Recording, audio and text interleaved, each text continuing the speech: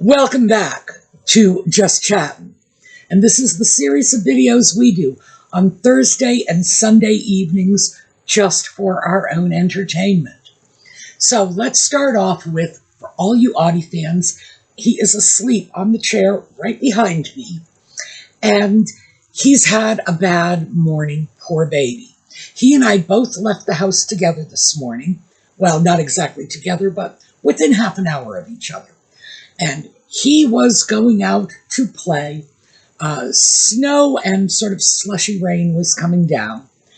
And I guess he decided he wanted to hang out in the mess for a while and wouldn't come back. I had to go out. So what that meant was Audie was stuck outdoors for 2 whole hours, which in a cat's universe could be forever. So he was very unhappy when I came home. He was waiting on the steps, jumped down, I would say to greet me, but it was actually to yell at me for leaving him out all by himself for so long. So he's come in, he's gotten a bowl of food, he's sleeping on the chair, and hopefully all will be well again. Yellow. The yellow is in the necklace today for Catherine, for Lex's mom, for everybody coping with cancer. We are just sending our very, very best wishes out to all of you. So, we're going to break for the intro in a moment, but I did want to give you a little heads up. We have 3 stories we're going to take a look at this evening. One of them is an old story that's very familiar to all of us, but it's made headlines. I was about to say recently. It's made headlines just today. So this is like very recent headlines. The second story is a new story, but it's an old pattern. And the third story is coming from last week's video comments. So, we'll be back in 22 seconds.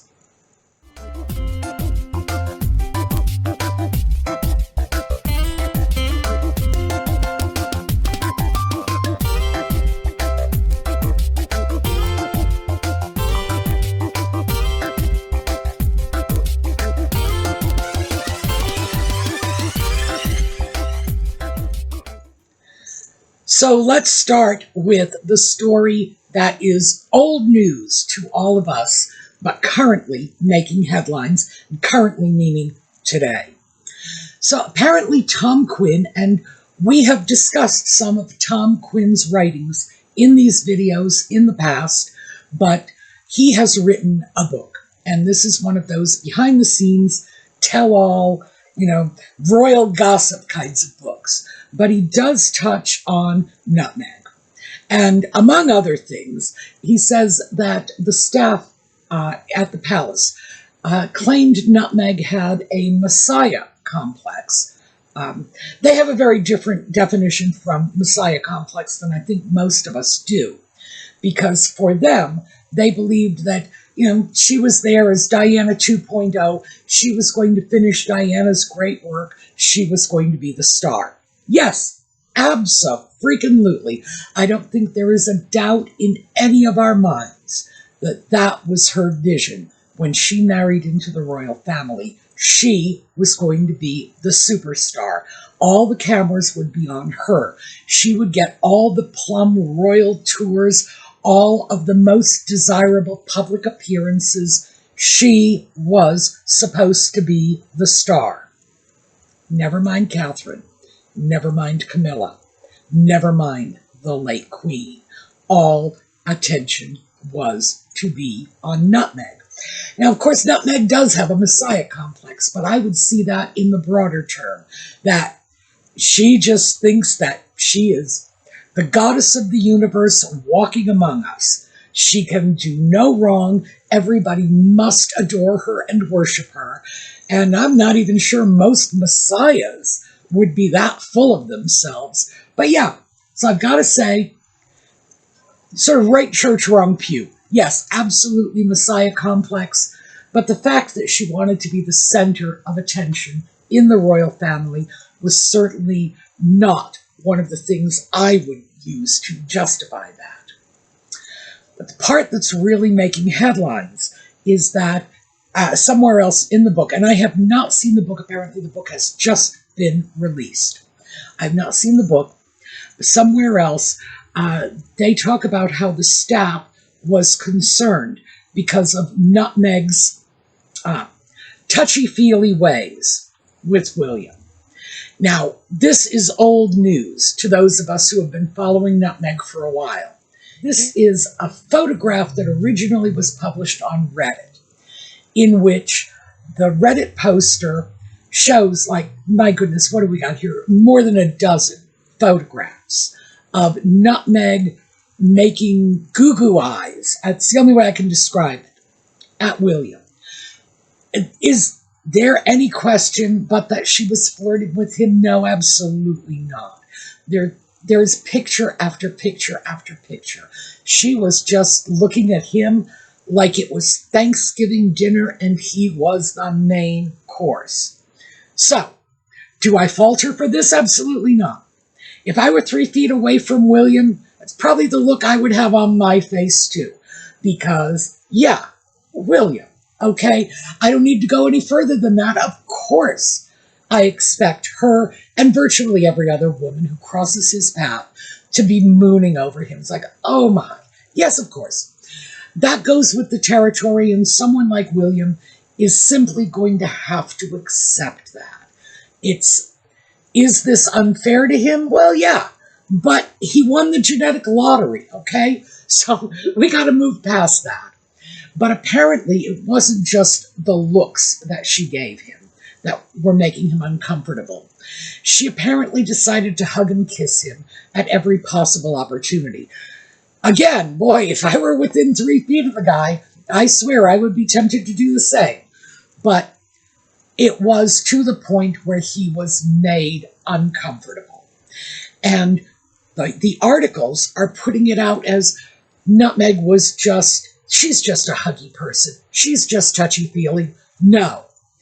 Now, here's where I'm going to dig some really old stuff out for you. Because back in the 1950s, 1960s, 1970s, when women were beginning to enter the workforce in more numbers, women were being sexually harassed on the job. This is prior to that whole sexual harassment mindset we have available to us today, which says don't go touching employees without their consent. Now, the problem I have with the media's current portrayal of this is that poor, misunderstood Nutmeg is just a hugger. She's just friendly. Is it friendly? Is it flirting? No, it's inappropriate, period. And that is a fight that I and many, many other women in the same position fought and, thank goodness, won, or at least we thought we did, back in the day when we were the victims of that kind of sexual harassment. You touch someone who does not want to be touched. And by the way, your default position has to be they don't want to be touched. It's not like I touch them and I have to back away if they scream or beat me off. No. You don't get to touch anyone without their express permission because that is sexual harassment. So, does it matter if she was flirty or friendly? She was sexually harassing him, no matter how you slice it. And the idea that she was doing this innocently, no, I'm sorry. It's the 21st freaking century, and she claims to be a feminist. So no, she should certainly know better than to be touching people without their consent. That's all there is to it. And the fact that she did it is unacceptable, it's inappropriate, and there is no justification that's good enough. If William was made uncomfortable by this, it is sexual harassment. Even if William was not made uncomfortable by this, if anyone witnessing these public spectacles were made uncomfortable by them, it was sexual harassment. So I'm just marveling at the fact that people are willing to give her a pass for this. She hugged and kissed William, and it made him uncomfortable. By the way, they say she did the same thing to Charles, and he was uncomfortable. And that's inexcusable, because that's not just sexual harassment. That's moving into the realm of elder abuse. No, this is not okay. And the idea that the media is blowing this off as a joke is unconscionable. William has the right to be a good-looking man without having to expose himself to this sort of harassment. If she just gave him hungry looks, okay, that's one thing.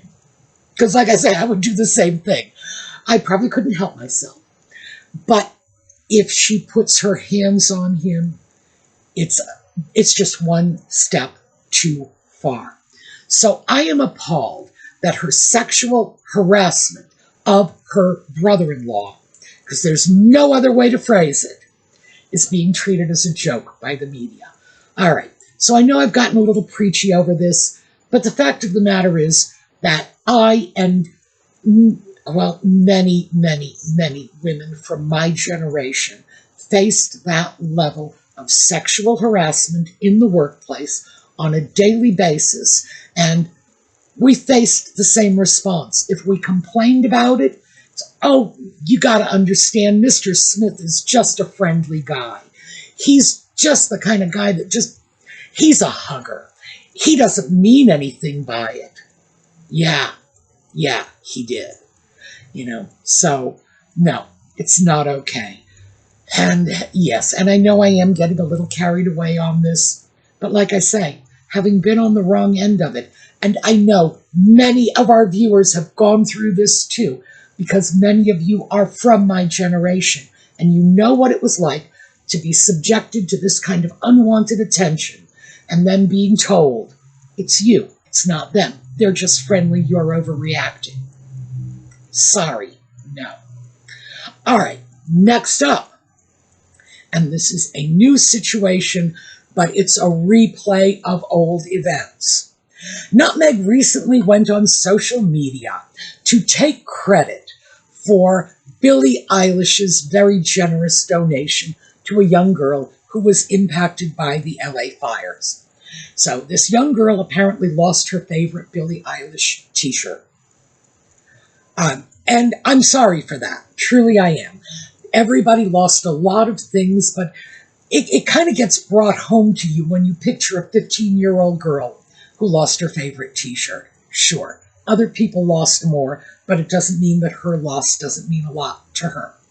So apparently Nutmeg found out about this, and she decided she was going to reach out to Billie Eilish, a woman she doesn't know.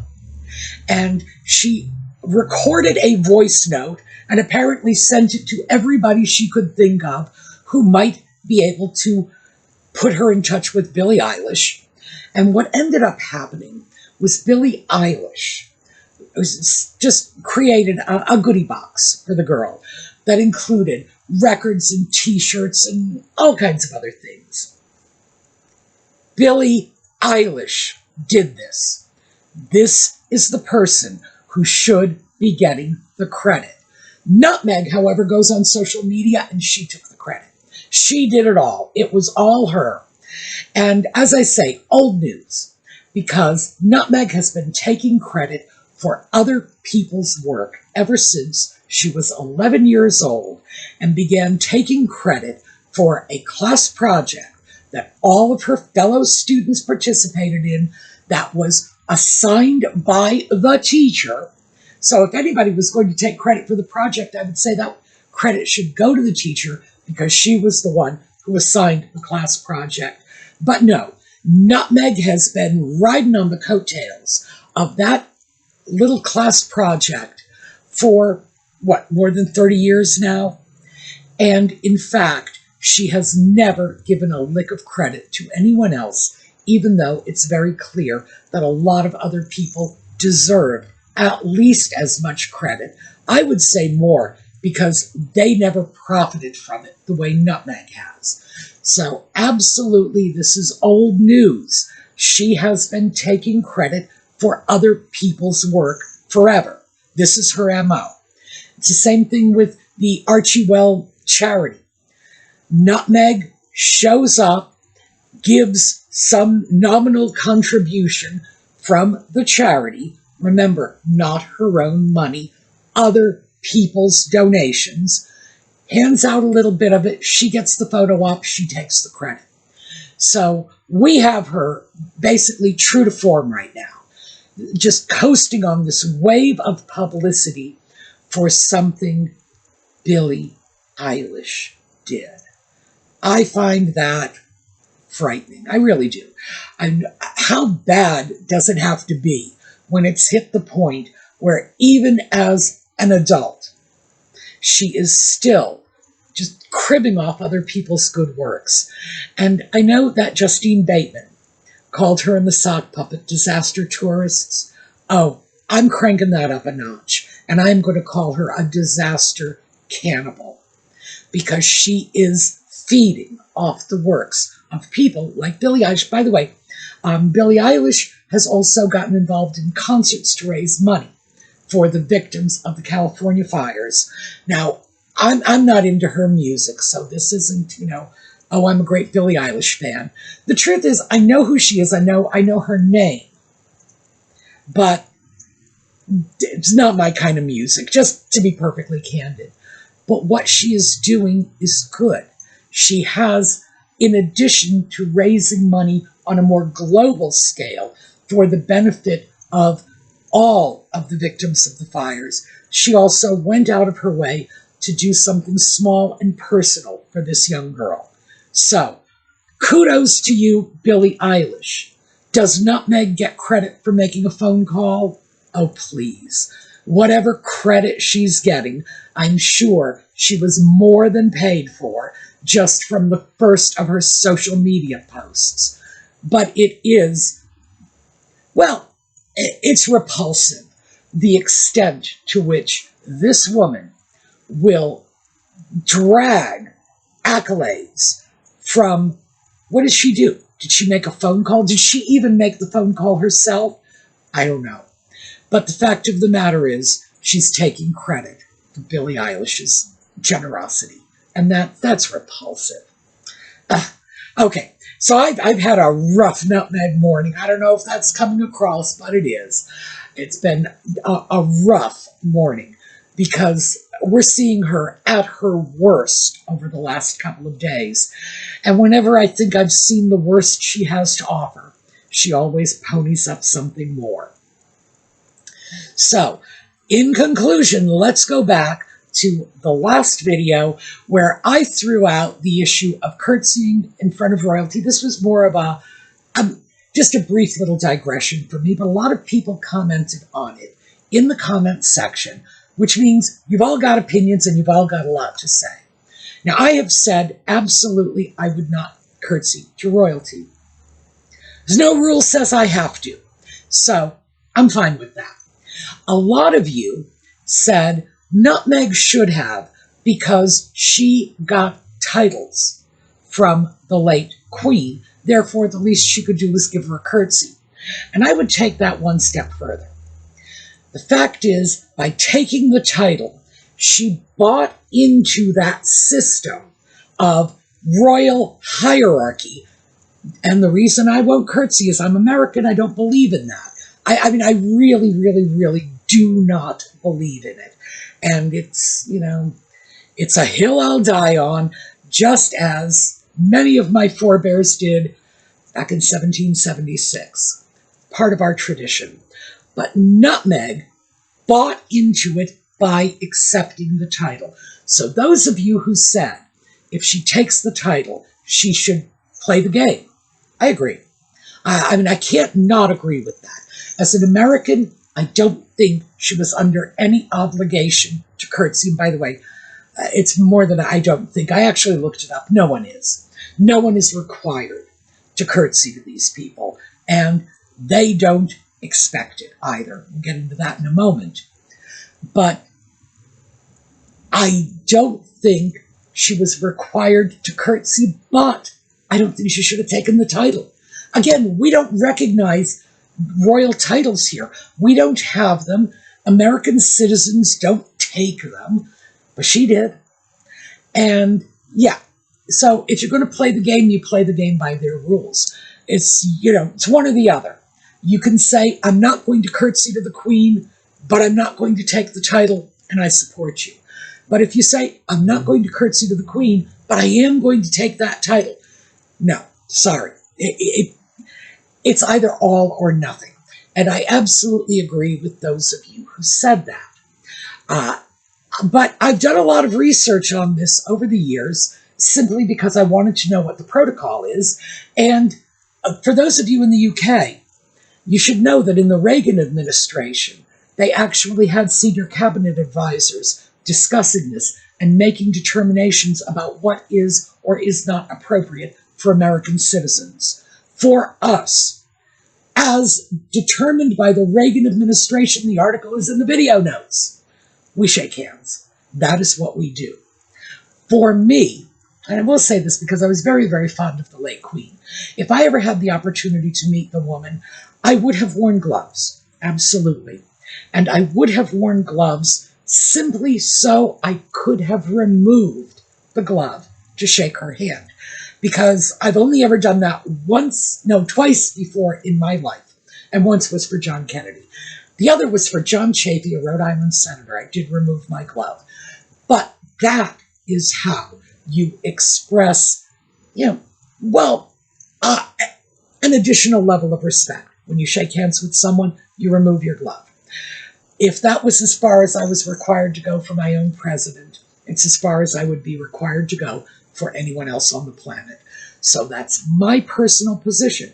But again, I would never take a title from a foreign country. And I know you're probably thinking, but geez, so it's not like they're lining up on your door to give it to you. No. And it's not likely that I would ever have to make that choice. But I promise you, if they were, I couldn't. Because in my mind, that would be giving up my identity as an American, which I could not do. And I may love our British cousins, our Australian cousins, our Canadian cousins, but when push comes to shove, I'm an American, and I do not want to be anything else. So that's just my personal opinion. However, I did want you to understand that there are protocols, and these protocols have been set at a much higher level than any of us. We can comment on it, we can give our opinions, but we don't make the rules. In the UK, there is no requirement that you bow or curtsy before a king, a queen, a prince, an earl, whatever. It's like you slide in the title, no requirement. And in fact, recently, and this is with Charles, not with the late Queen, recently Charles was greeted in two very different ways by two different people. So let's just take a look at these pictures. On the left, we have Stella McCartney, who planted a big wet one on Charles's cheek. He was not at all upset or disturbed. He actually hugged her and kissed her back. And on another occasion, a woman in a crowd he was greeting kissed his hand. Now, from my own personal position, I would have to say both of those are wrong. Stella McCartney, I think, took a liberty that I don't feel is appropriate in just grabbing him and kissing him on the face. That's a step too far in the wrong direction. On the other hand, the woman in the crowd who kissed his hand, in my opinion, that is a step too far in the opposite direction. I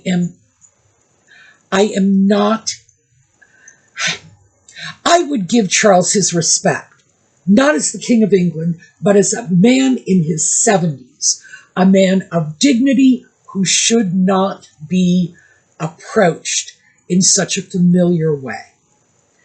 And that's it, as far as I'm concerned. It doesn't matter if he's the king. It doesn't matter if he's just a guy on the street.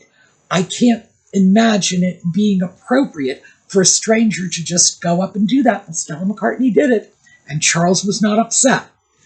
By the same token, the idea of a gesture as obsequious as kissing the sovereign's hand, I don't know, that leaves me very unsettled.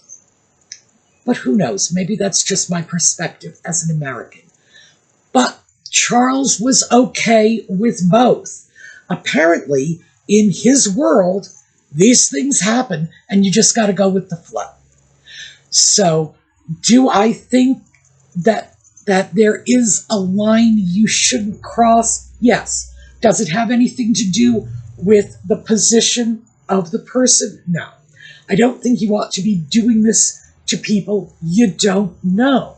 I think that it takes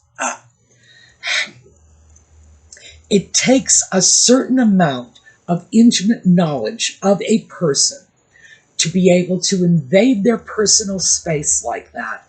And you just don't know them well enough to know how they're going to take it. So that's sort of my 2 cents on it. Would I think it was okay if someone just went up and grabbed the late queen and kissed her on the face? No. And again, it's about her advanced age. It is about the appropriateness of, would you just do that to an elderly woman on the street? Just invade her personal space? No. But again, Charles wasn't upset when Stella McCartney did it to him. Would the late queen have been upset? If she were, I don't think she would have said so. I think she would have been too polite for that. But would it have been unusual? Yeah. But the thing is, there are no rules. Even for the Brits, if you're introduced to the king or the queen or the prince or the duke or whoever, you're not required to bow or curtsy. You can simply shake their hand as you would anyone else. In my generation, see, I'm starting to sound like my grandmother. In my generation, under the same set of circumstances, the polite thing for a lady to do was remove her glove. And remember, I said I did that with John Kennedy, so I wasn't even a lady. I was sort of a little mini lady, a little child hoping to one day be perceived as a lady. I did take off my glove because that was the protocol. Also, when I met John Chafee, and that was some years later, took off my glove. Other than that, no. That is a custom I guess I buried with Kennedy, with Chafee, and with time. Would I have done it for the Queen? Yeah. And like I say, I would have put on gloves for no reason other than to have the opportunity to take one off, just to make sure everybody understood that I was taking off my glove. But I do not feel that the issue that we are dealing with when we talk about nutmeg not curtsying to the Queen is about royal protocol. I think it's about either you're in or you're out. You're either going to stand your ground and say, I am an American, we do not curtsy, or you're going to say, I'll take your title, therefore I will play by your rules. You can't have it both ways. And I think that's the issue that irritated people, that it very much looked like Nutmeg was trying to have her cake and eat it too. But it's Nutmeg. You got to know she's going to do that. Anyway, I did want to clear that up, and because I have some articles in the video notes, just so you can see that, yes, the protocol has been determined by the U.S. White House 40 years ago, and there is no protocol in the UK. Oh, and by the way, I should also mention that when the Reagan administration said Americans would be shaking hands, Buckingham Palace came back and said, oh yeah, we're fine with that, no problem. So it's not a question of my personal opinion. It is the official position, in as far as one can have an official position on the matter from the US side. From the UK side, there is no official position. No requirement.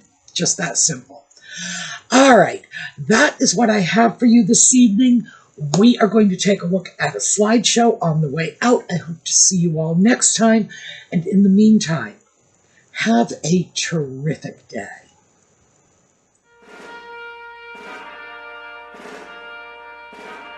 Mine eyes have seen the glory of the coming of the Lord. He is trampling out the vintage where the grapes of wrath are stored.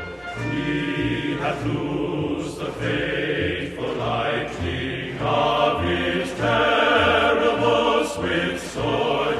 His truth is marching on.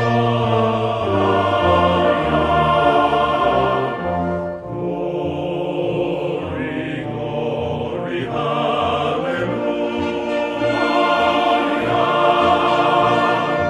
Glory, glory,